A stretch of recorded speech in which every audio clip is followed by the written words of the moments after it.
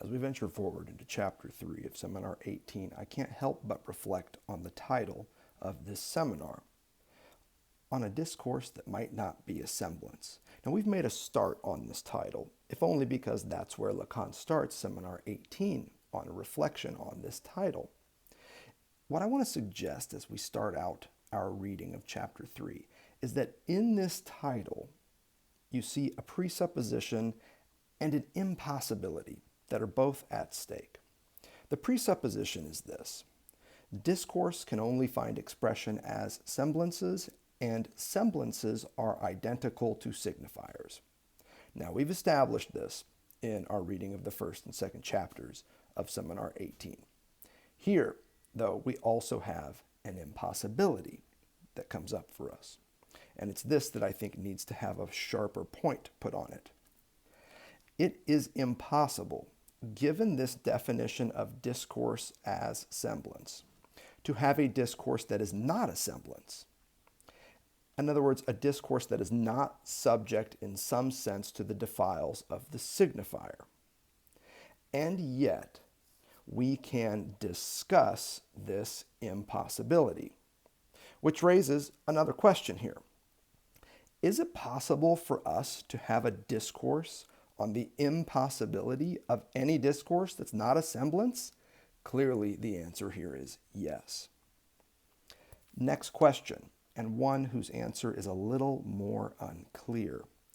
Can we then also have a discourse whose origin and effect are both impossible? At the risk of putting too fine a point on the matter, I'm just going to say maybe. And I think that conditional, hypothetical maybe is precisely where Lacan begins Seminar 18. This negative hypothetical is, as he wants to refer to it, as though it's some sort of an advancement on Aristotelian logic. That's the bent of this title, on a discourse that might not be a semblance. The provisional term that we have for this still only hypothetical discourse of and on the impossible, again from Lacan's Belgian radio address, is real discourse. And the primary example of real discourse that we have before us at this point is the unconscious, as a field of knowledge that presents itself as being impossible, and thus real. This is again straight out of radiophony. All of this, importantly, would be occurring in the field of the symbolic, by way of signifiers, just like any other discourse. However, real discourse proceeds with an important twist. Real discourse, as seen in presentations of the unconscious, at once mobilizes and defies signification by declaring its origins and effects to be impossible. And it's that last part that concerns us here. As such, here's what I would say. Real discourse signals, declares, and marks the inner extimate limit of all language use, in short, of the symbolic. So far, we are right on point with, I believe, to be a very steady understanding of the real in relation to the symbolic, one that we've been over before and that we don't need to rehearse anymore. But again, notice where we arrive at this. Notice where we find this site of an inner extimate limit marked, signaled, declared, signposted, stated, all of which are terms from Seminar 17 that Lacan effectively uses to talk about the naming of the real. Where do we see this in Lacan's theory of discourse? In that four-footed animal that he builds in Seminar 17, begins to formulate in 16, and now relies upon here in 18. Where do we see it? As a logical obstacle within the symbolic that shows up in Lacan's typology of discourse in that delta as a figure of limitation, incompletion, and above all, impotence.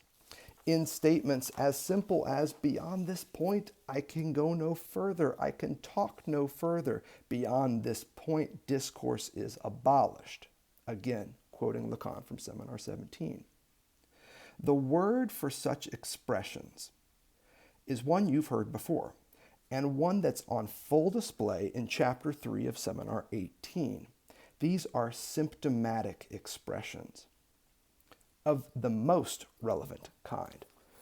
If you've got the text in front of you, the PDF that I've numbered, 1 through 200 or whatever the case may be, the passage I want to call your attention to is on page 51, toward the bottom of the page. If you're looking at the French, it would be page 52, I believe. Lacan says, this is where we have got to. My temptation was to say, this is where we have to go. For Lacan, however, he believes this is where everyone has already arrived. Here in this series, I believe the riff on the symptom is one that we still have to earn and unpack. Bear in mind, though, Lacan is just assuming that everyone has already arrived with him at this insight, and that what he's saying about symptoms now is going to be kind of like a review. I will not hold that assumption. We read this as the starting place of our discourse, not as some place we have got to. It is around the symptom that there turns everything that we can, as they say, if the word still had a meaning, have an idea of. It is around the symptom that you orient yourselves, as many of you as are here. The only thing that interests you, and which does not fall flat, which is not simply inept as information, are the things that have the appearance of a symptom, namely, in principle, things that make a sign to you, but that you understand nothing about. It is the only sure thing that there are things that make signs to you that you know nothing about. So here is the definition of the symptom that Lacan is working with here.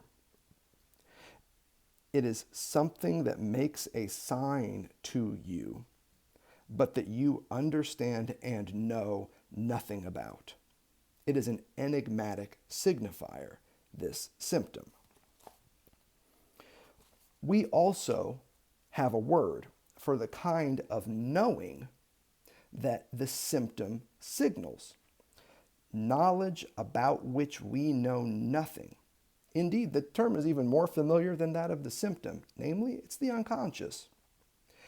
I believe that at this point, conceptually, the term that Lacan is ironing out here is not the real, but the unconscious, in their relationship, but particularly as a sight that can be presented as impossible in language, in the symbolic. That's the stake that I'm reading out of the first few chapters of Seminar 18. It's also why we began, again, with that delta of impotence that is in the position between truth and production in Lacan's typology of discourse. Check it out. The unconscious truth of every semblance of mastery we've discussed is one that can only ever be half said, and only ever in symptomatic declarations of this very limitation, where the impossibility of saying truth's other half is precisely what gets said. And I think that's an important way to start thinking through the relationship between truth, the real, castration, impotence, and how it finds itself jumbled up in the bottom left center quadrant of Lacan's typology of discourse.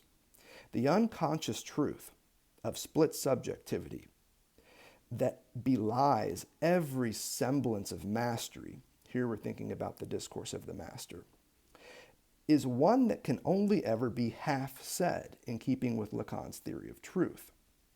And each of these half statements, each of these half sayings, each of these symptomatic declarations always say the same thing. Here is where I find my limit. Here is where the impossibility of saying the other half of truth finds expression. That is what it means to state one's limits, according to Lacan here. And that's partly why the delta of impotence is right next to the figure of truth in Lacan's basic model of discourse that we went over in our last series and picked up upon in our first and second lectures of this series.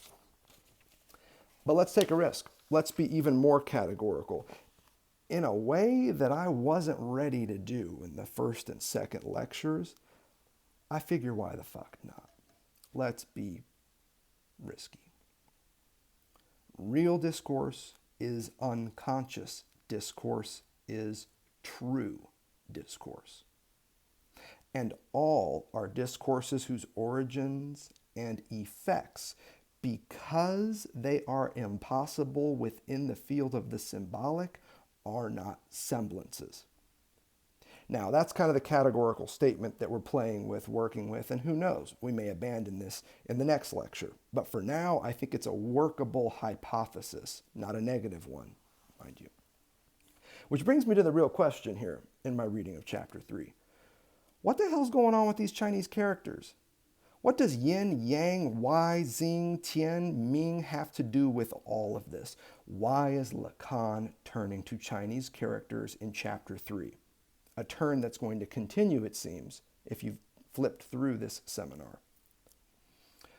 Already, though, I think that imposing this question, namely, what does yin, yang, wai have to do with what we're discussing around real discourse, unconscious discourse, true discourse, why the turn to Chinese? I think even in raising this question here in speech, we've begun to slip. Here's what I mean by that. On my reading, what matters to Lacan in Chapter 3 is not the enunciation, the speaking of these Chinese figures, but instead the fact that he is writing them on the blackboard. Check out, for instance, this passage that if you've got the numbered PDF in front of you, it'd be on page 50. It's smack dab in Chapter 3, edging toward the end here. You see, this is how this is written.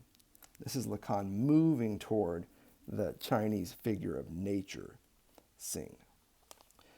This can be read in a classical French transcription, Xing.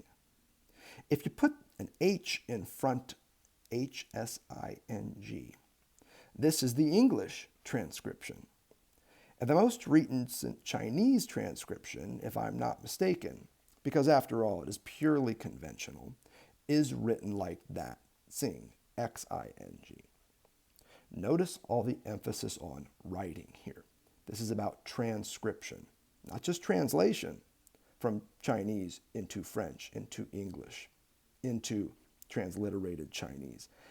It's about transcription. Naturally, this is not pronounced Xing. It is pronounced Xing. It is nature. And that's what this character to the right of this paragraph means. Mostly, I encourage you to look this up and see what else this character can mean in Mandarin. It is this nature which you have been able to see I am far from ruling out of the affair. If you were not completely deaf, you were able to notice all the same that the first thing that was worth retaining in what I told you in our first talk is that the signifier, I strongly insisted, can be found everywhere in nature. That is going to become important, so mark this passage. I spoke to you about stars, more exactly of constellations, because there is a star and a star. For centuries, all the same, that is what the sky is. It is the first feature, what is above, that is important. And now notice this turn. It is a tray, a blackboard. I am reproached for using a blackboard. It is the only thing that remains to serve us as a sky, my good friends. That is why I use it, to put on it what ought to be your constellations. The blackboard for Lacan is a sky full of constellations. And these constellations are all signs, I would suggest, that we understand nothing about.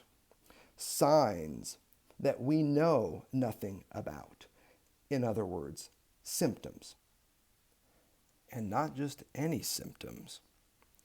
The Chinese characters written on Lacan's blackboard and reinscribed in the margins of Chapter 3 in the text in front of you are symptoms of the unknown. A known unknown, if you like. In short, they are symptoms of the collective linguistic unconscious of all non-Mandarin speakers in Lacan's audience, as well as all the non-Mandarin speakers tuning in to this lecture.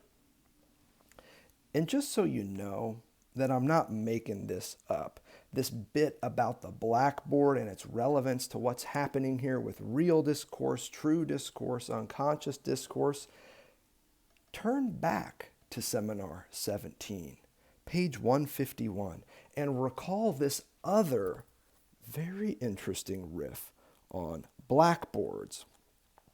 And even more than just an interesting riff, it's a highly revealing one on page 151 of Seminar 17. There's something going on at this point in Lacan's thought where the blackboard is figuring largely. Notice how he spells this out on page 151 of Seminar 17.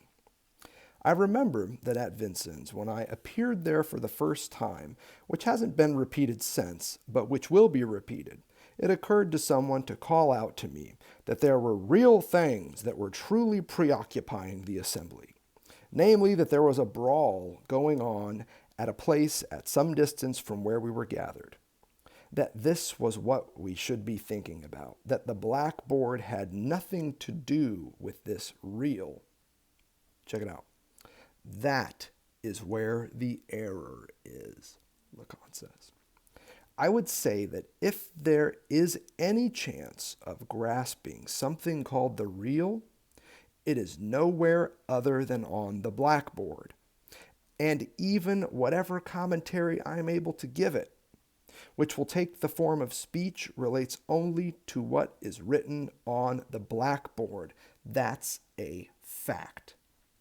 So here in Chapter 3 of Seminar 18, you see Lacan, you hear Lacan, I'm not sure, offering commentary, verbal commentary on characters written on the blackboard. A blackboard which functions as a night sky full of stars connected in constellations that you recognize as signs, as meaningful, but you have no idea what they mean. That's the image that Lacan is working with here to illustrate what he means by symptom. So, long story short, you want to see real discourse at work, this possibility, this hypothetical that we've been considering? Take a look at what Lacan does at the blackboard. Read his work at the level of the diagram, the formulation, the topology. It's in the mathemes, and they're supporting algebraic symbols that we see real discourse at work in Lacan's thought. Now, think back to the opening lectures in our series on Seminar 16, and you'll see that we are right on this point of a discourse without words. It's also on display in this four-footed animal that is Lacan's theory of discourse, as scaled up in Seminar 17, and as we began and drew and had the diagrams in front of us with at the start of 18 as well. This four-footed animal known as discourse, comprised of agent, other, production, and truth, but also more. It's here that we also see real discourse at work. It's in that delta of impotence that we, as followers of Lacan's thought into the start of Seminar 18, given what we've seen from 18, it's there that we find our bearings for real discourse. Which brings us back to seeing, nature. ever the touch point in Lacanian theory and technique, nature. Recall the opening pages of Seminar 18, where Lacan discusses science, nature, the stars, rainbows, thunderstorms, and other atmospheric phenomena.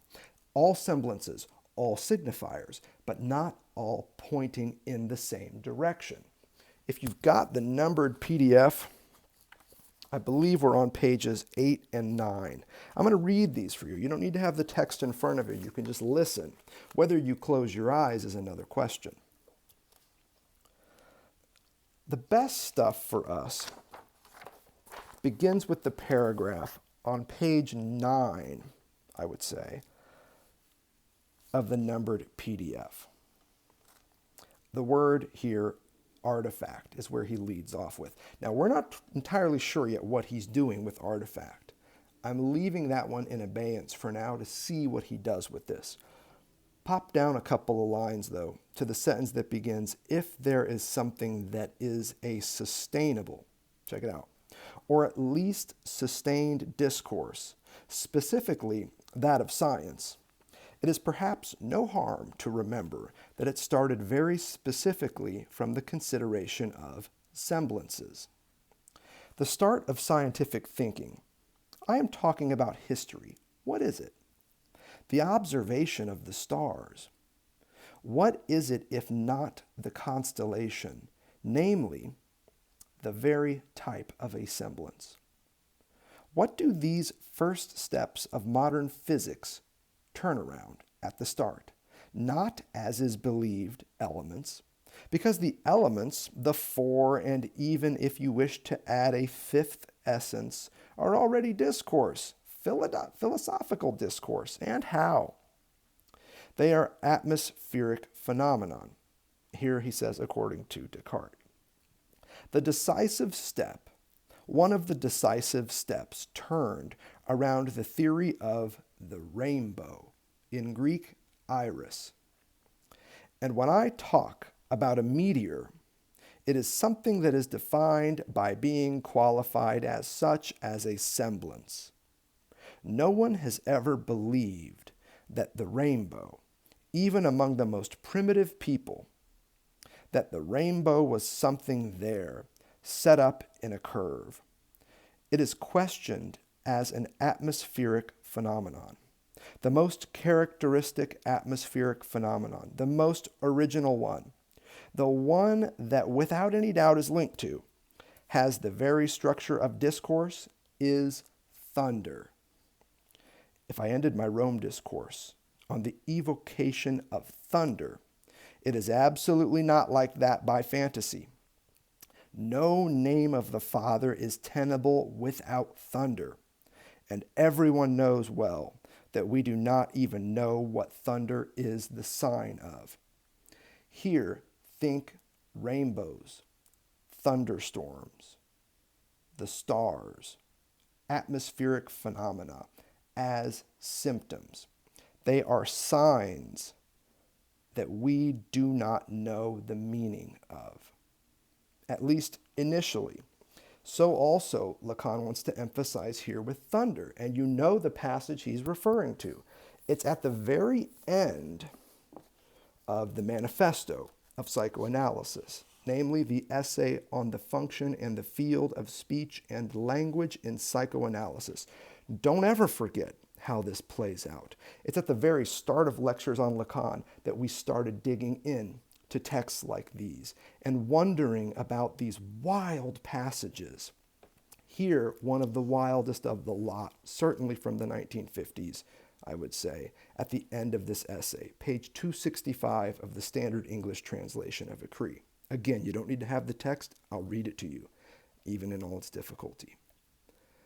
When the divas, the men, and the asuras were finishing their novitiate with Prajapati, as we read in the first Brahmana of the 5th lesson of the Brihadaranyaka Upanishad, they begged him, speak to us.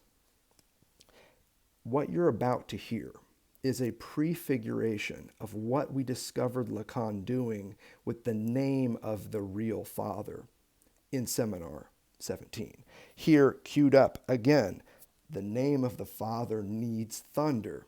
Check it out. Da, said Prajapati, God of thunder. Did you hear me?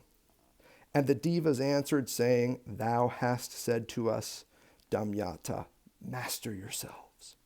The sacred text meaning that the powers above are governed by the law of speech. Da, said Prajapati, God of thunder. Did you hear me? And the men answered, saying, Thou hast said to us, Data, give. The sacred text meaning that men recognize each other by the gift of speech. Da, says Prajapati, God of thunder. Did you hear me? And the Asuras answered, saying, Thou hast said to us, Dayadavam, be merciful. The sacred text meaning that the powers below resound to the invocation of speech. That, Lacan says, continues the text, is what the divine voice conveys in the thunder. Submission, gift, grace, da, da, da. For Prajapati replies to all, You have heard me. So here you have this God of thunder that says the same thing over and over again, da, da, da. And then you have these populations of signifying humans that are down there trying to make sense of a sign that they don't understand. And they are assigning their own sociolinguistic meaning to each da. All the God of thunder has said, though, over and over again is da, da, da. Now, if that sounds like dada, you're on the trail. If you read German and you see the inscription da here at the end of a text so heavily indebted to Heidegger, you also hear the da in Dasein, the there. If, more closely to Lacan, you read Freud, and you've read Beyond the Pleasure Principle, and you think of the Fort Da game in which Freud saw his grandson invested, and you think to what Lacan does even in this essay with that experience, now you're even closer to the trail. The da, da, da in question here, think of it as a sound of thunder. What does the sound of thunder tell you? It's a sign, an atmospheric phenomenon that comes to us and that we then have to guess the meaning of. It works as a symptom. That's Lacan's point here at the bottom of page 9 in Seminar 18. Thunder matters here as an atmospheric phenomenon. Thunder also is requisite to the name of the Father, which is first and foremost, as you know, the know of the Father. But don't forget, the know of the Father, if you recall what Lacan is doing with Freud's totem and taboo and the father of the primal horde, just think back to our lectures on Seminar 17. It's all there. You can review it if you like.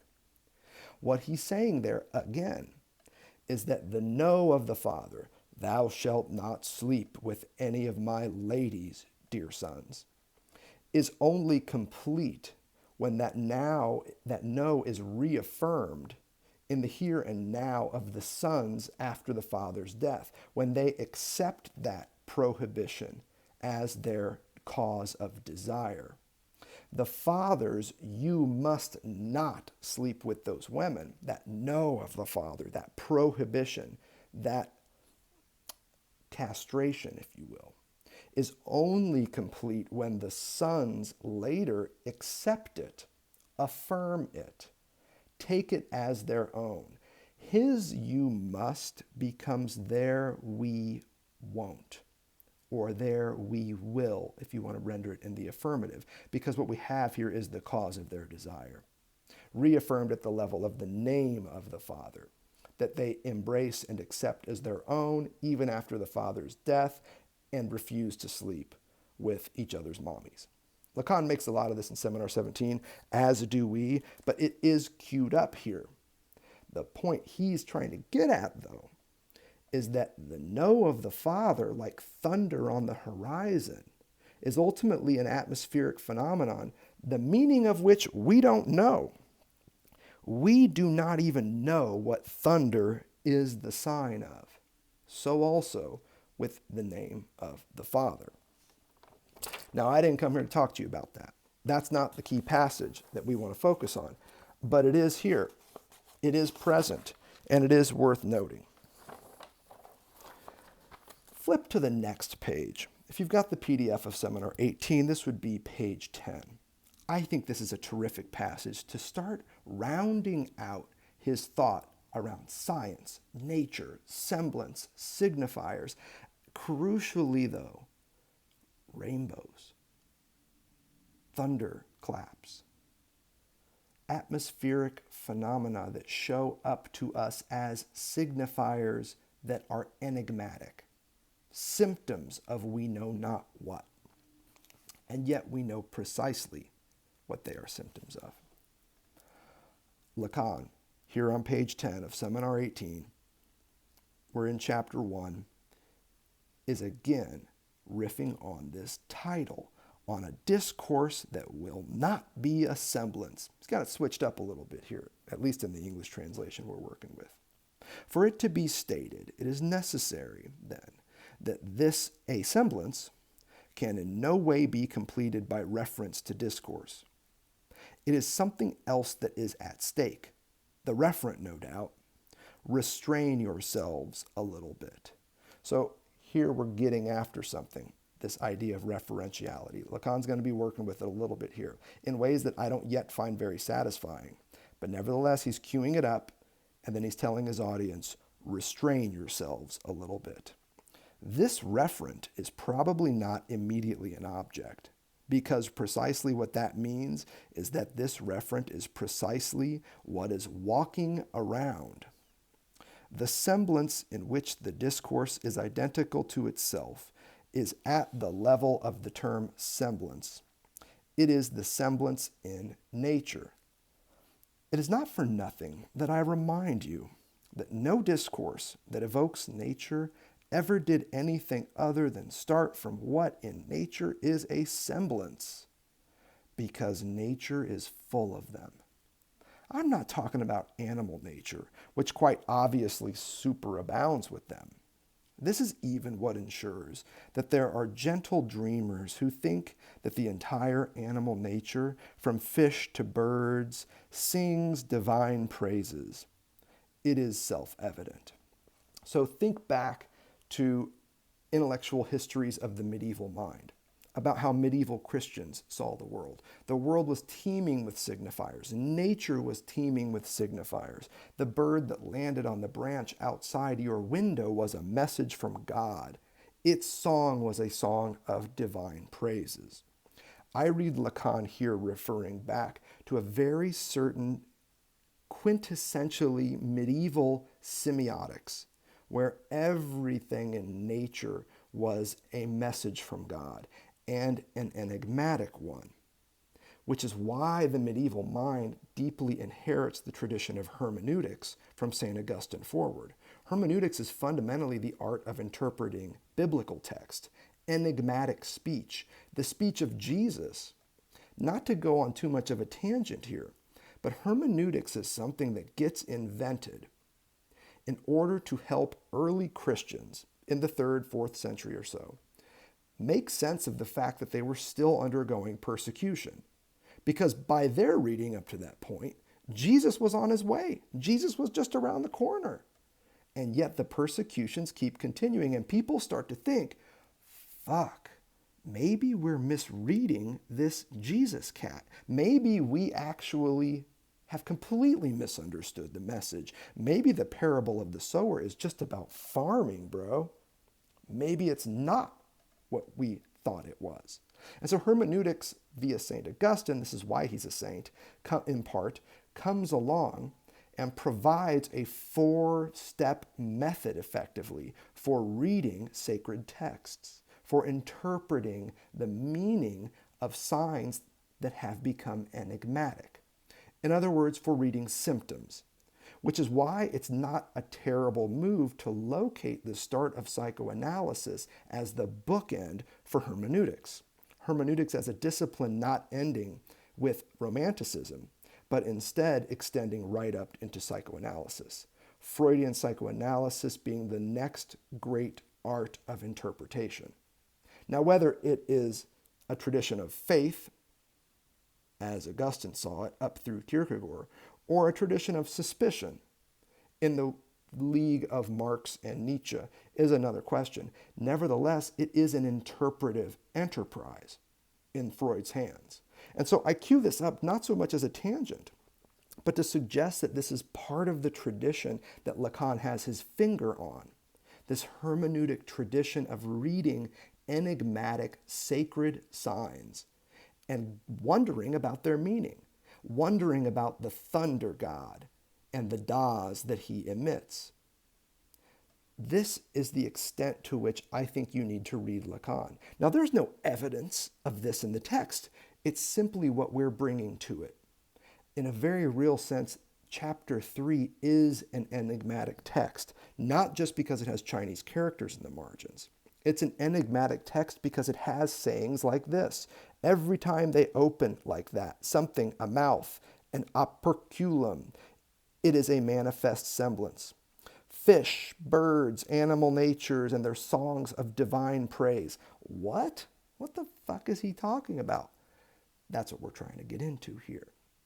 He is reading at the level of the symptom and asking which signs in the natural environment, which semblances come to us, and what type of meaning do we bring to them, to these enigmas. In the medieval Christian mind, coming out of biblical hermeneutics, every song of the bird was a divine praise. Every pile of shit that you stepped in was a message from God. And your job was to try and interpret the meaning of that message, to try and figure out what God was saying to you. Now, Lacan is not entirely going that direction. He doesn't want to lead us down that path and say, here you have an answer to the question of the symptom in psychoanalysis.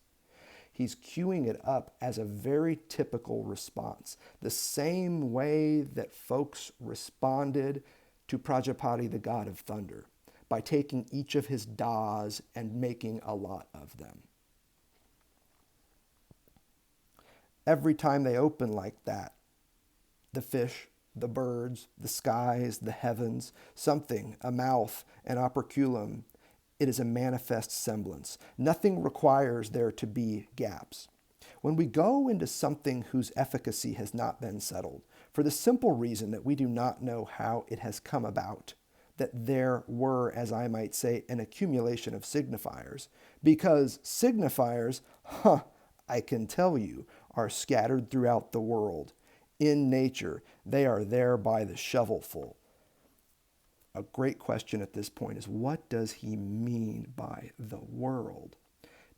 Does the world, for Lacan, in keeping with what he's doing with nature and the sky and constellations, is he talking about the cosmos in the Greek sense, not necessarily of the sky, and certainly not as its secondary import around cosmetics? Nah, man, cosmos in the Greek means order. And not just any order, it means good order. Cosmos in Greek suggests an orderly arrangement. From the Greek verb kosmion, which I believe means to order or to arrange, or if you do want to go down the cosmetic path, it can mean to put together, to put on one's face. So there's the secondary import that comes out of the Greek cosmos that means to adorn, to decorate, to dress. And here's how you get into discussions in the English of cosmetics, about the appearance of things. Bracketing the feminine tilt of the cosmos in this regard. What Lacan is talking about here, I believe, is a world of signifiers. And it's not a chaotic world. It is an ordered world, a goodly ordered arrangement of things. The way you might arrange soldiers on a battlefield, or clothing on a body, or makeup on a face. These are all related to the Greek word cosmos. So the question here, in other words, what does he mean by world in nature, where you find scattered signifiers by the shovelful? Scattered by a shovel might suggest that they're ordered into piles. For language to come to birth, Lacan continues, it is already something to initiate that. For language to be born, it was necessary that there should be established somewhere this something that I already indicated to you in connection with the wager. It was Pascal's wager. We do not remember it. Now, go back to our series on Seminar 16. Pascal fires wildly in there, and you can hear what is at stake in Lacan's reading of Pascal's wager. You get a clue as to where he's heading with that as this paragraph unfolds. But notice the turn here. As soon as he raises the question of the world scattered with signifiers, he immediately turns to the birth of language. And then he's to Pascal's wager, which gives us a formulation of the subject. Next sentence, key. In presupposing this, the trouble is that this already presupposes the functioning of language, because what is at stake is the unconscious. Now, you heard me say, real discourse is unconscious discourse is true discourse. And I'm reading the symptom as originating in and having an efficacy around the unconscious. Here is the unconscious again. Don't forget either, where this whole series started was in a reading of radiophony around Lacan's theory of the unconscious and its ability to present itself as impossible, which makes it real discourse. We're right on point here. In presupposing this, the trouble is that this already presupposes the functioning of language, because what is at stake is the unconscious. If you got ears to hear, check it out. The unconscious and its operation means that among the numerous signifiers that travel the world, there is going to be, in addition, the fragmented body. It's right there from pages 10 to 11 of the PDF that we're working with. So, in addition to all of the signifiers that allow the world to appear ordered, in good order, in orderly arrangement, all of the signifiers by which we, speaking beings, order and arrange every clap of thunder, in addition to those signifiers that we scatter and pile by the shovelful in our little cosmos, there is this thing, wandering, often always errantly, through the world. This thing for Lacan, here on page 11, is the fragmented body.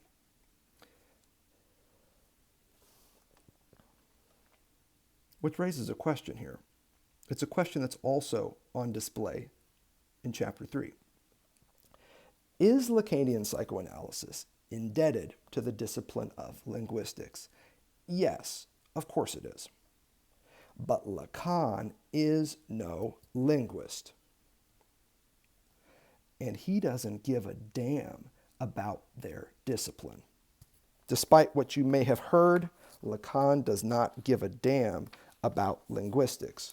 You know how I know that? Because I read it. Because I read it right here in Chapter 3 of Seminar 18. The interest, the wave of interest that I contributed to bringing linguistics. This is on page 43. It's the second full paragraph. You can track it down in the PDF.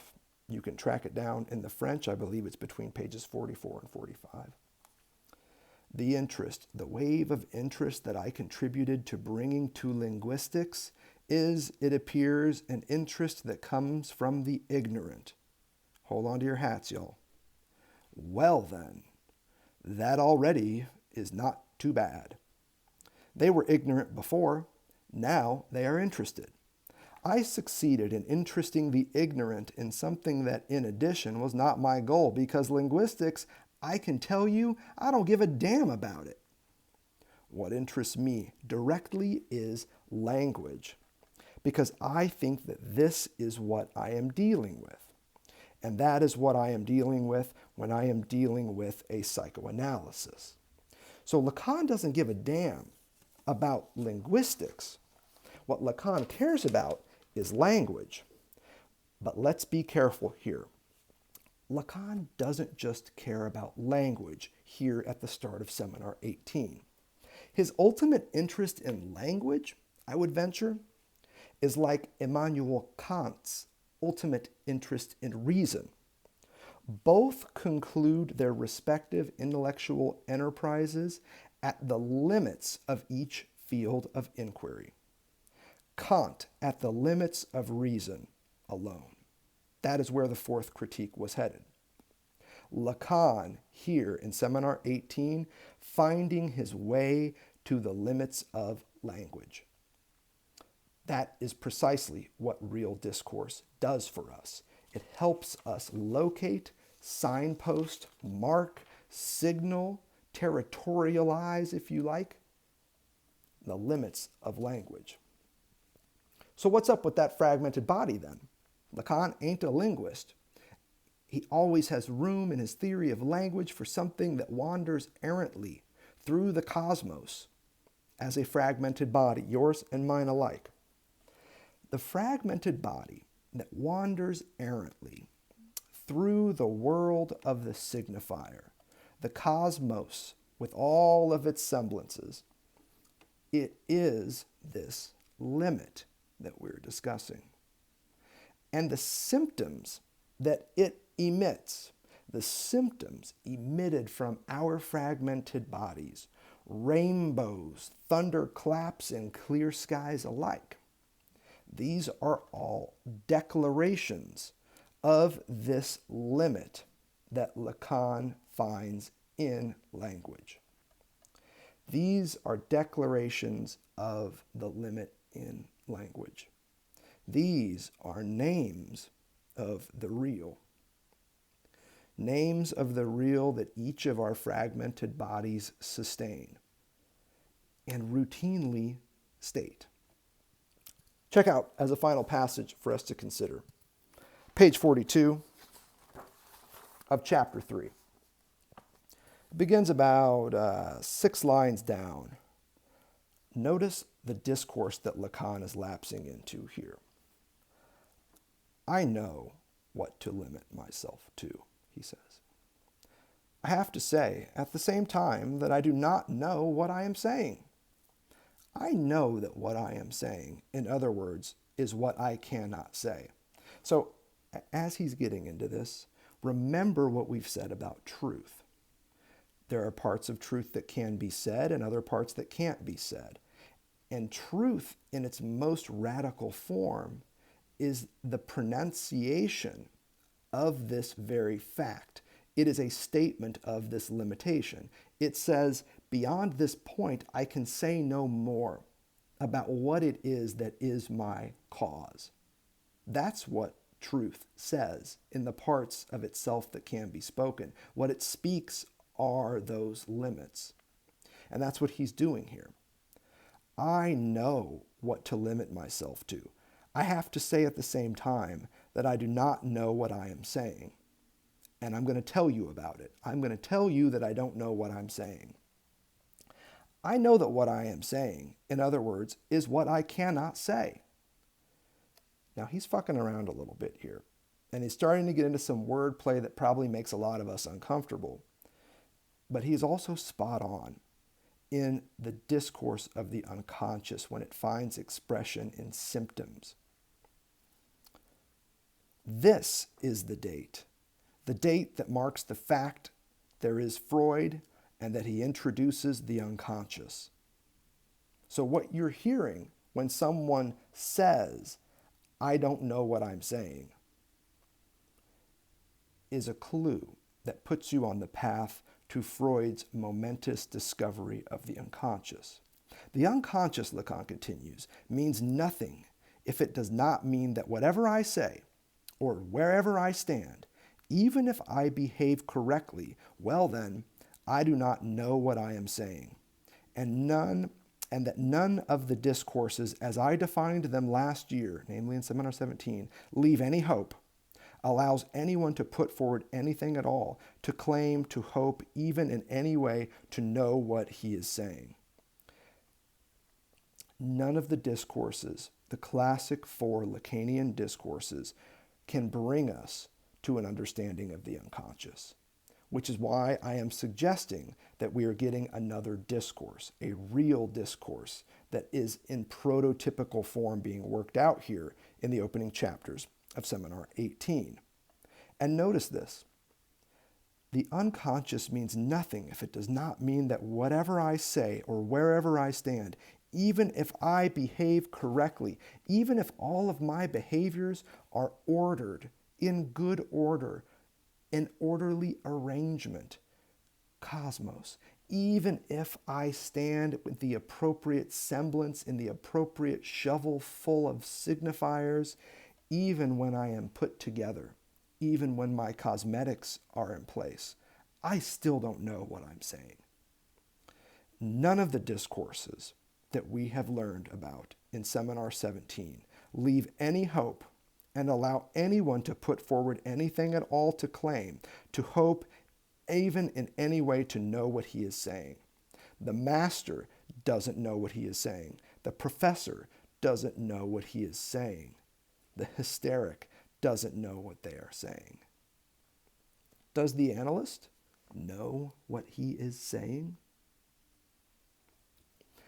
I say, Lacan continues, even if I do not know what I am saying, only I know that I do not know it. And I am not the first to say something in these conditions. It has already been heard. I say that the cause of this is only to be sought in language itself, and that what I am adding to Freud, even if in Freud it is already there, open to view, because whatever he demonstrates about the unconscious is never anything but language material, I add this, Lacan concludes, that the unconscious is structured like a language. You've heard that before, but check this out. Which one? Lacan asks. Well then, precisely look for it. Which language? Well, if you know chapter 3, you know where he goes from here. I will now talk to you about French and about Chinese. This is where he starts putting constellations on the night sky of this blackboard. This is the point at which he starts to show you what it means to say that the unconscious is structured like a language. Which one? Is it a language you know? Is it one that you don't know? Is it one that you don't know? Just as many of us, if not most of us on this call, don't know Mandarin. We are not fluent in Chinese. And so when Lacan throws out the yins, the yangs, the whys,